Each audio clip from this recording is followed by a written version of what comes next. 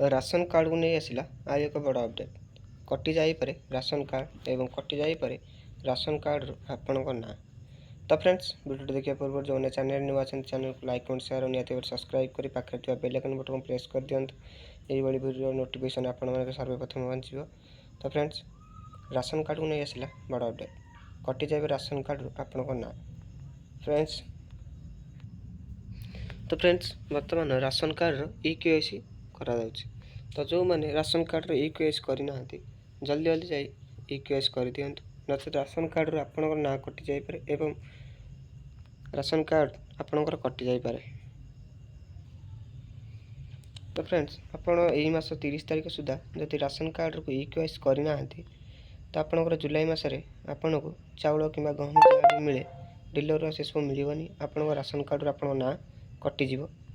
तो जो मैंने ई-केवाईसी करना जल्दी जल्दी जाकि राशन कार्ड को ई-केवाईसी कर।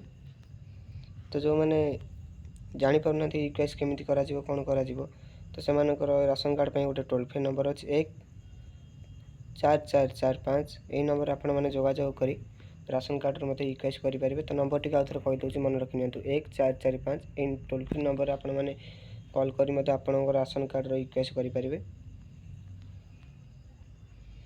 तो फ्रेंड्स जो मैंने राशन कार्ड ई-केवाईसी करना जल्दी जल्दी करनी नचेत आप राशन कार्ड आप ना कटि जापे। तो फ्रेंड्स यही वीडियो सबुदिन अपडेट पाइबापी आम सहित ये जोड़ी रुहतु एवं वीडियो को लाइक कमेंट शेयर और चैनल सब्सक्राइब करूँ। रोचे जय हिंद नमस्कार।